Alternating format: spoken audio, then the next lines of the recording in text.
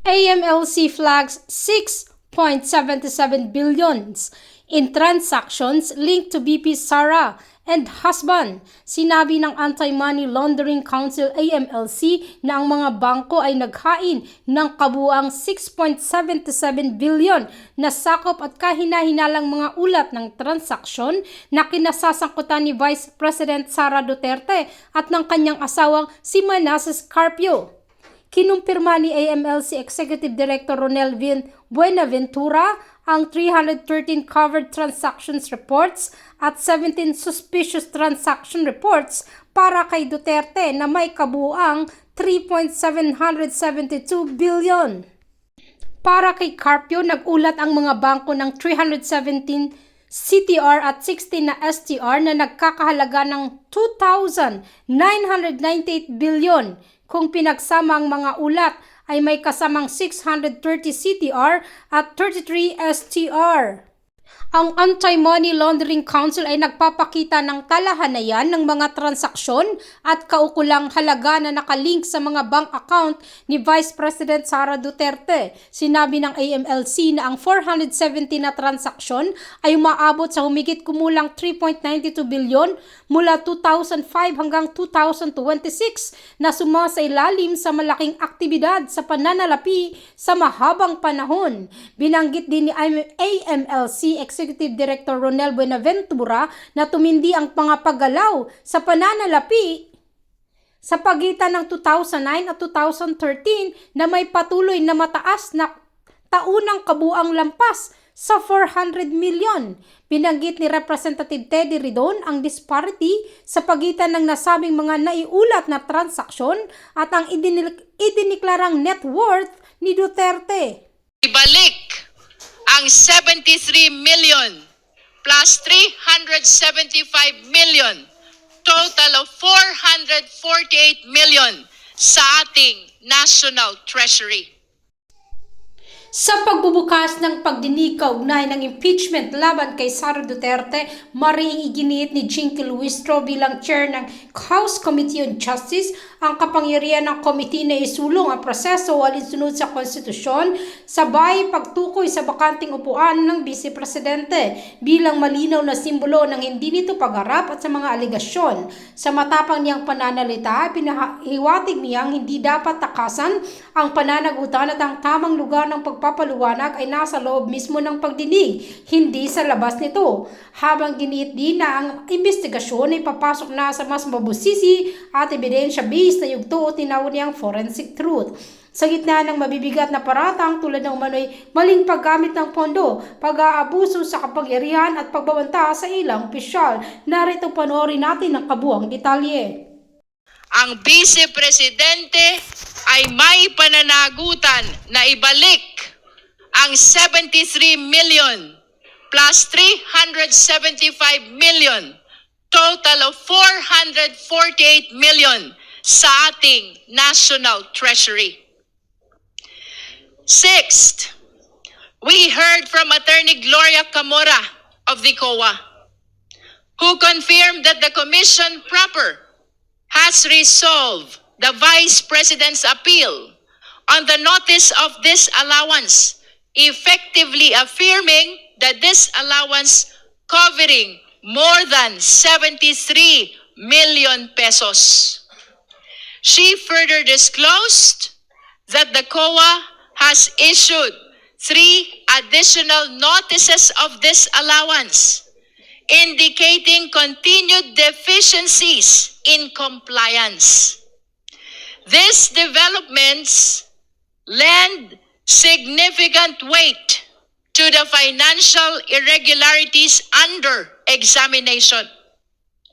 As noted by Congressman Chel Jokno and Congressman Antonio Tino, this effectively render the Vice President liable to return all these amounts.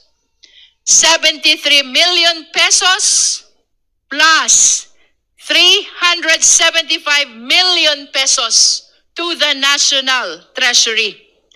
Ang Vice Presidente ay may pananagutan na ibalik ang 73 million plus 375 million, total of 448 million sa ating National Treasury.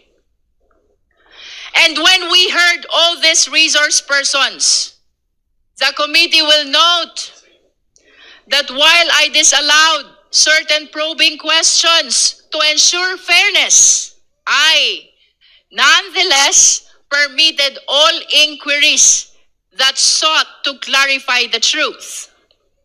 On that note, the records will reflect that the arguments regarding the difference between credibility and character, as well as the confusion between page numbers and dates, were stricken from the record. We have done this to maintain the integrity and order of these proceedings. Sa kabuuan, what we saw was not a single piece of evidence, but a body of evidence.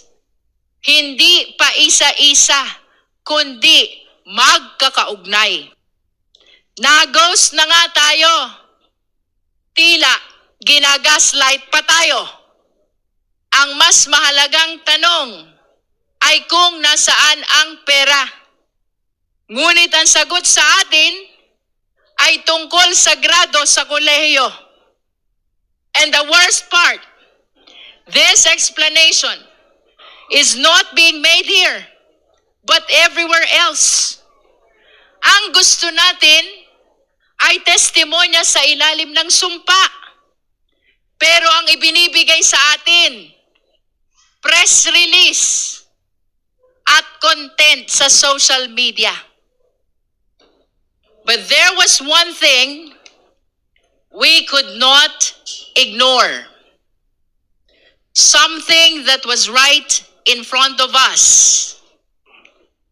The empty chair of the Vice President. Wala po siya nitong nakaraan. Habang nandito ang mga nagrereklamo, ang tanging humarap sa atin ay isang bakanteng upuan. That confidential funds were spent not just in 11 days, but were purportedly disposed of within a mere 24 hours. Hindi 11 araw, sa halip 24 oras. Again, by affirming our constitutional mandate, our exclusive power to initiate all cases of impeachment. Nasa atin ang unang galaw, nasa atin ang direksyon, at hawak natin ang beat. Nagos na nga tayo. Tila ginagaslight pa tayo. Ang mas mahalagang tanong ay kung nasaan ang pera. Ngunit ang sagot sa atin ay tungkol sa grado sa kolehiyo. And the worst part, this explanation is not being made here, but everywhere else.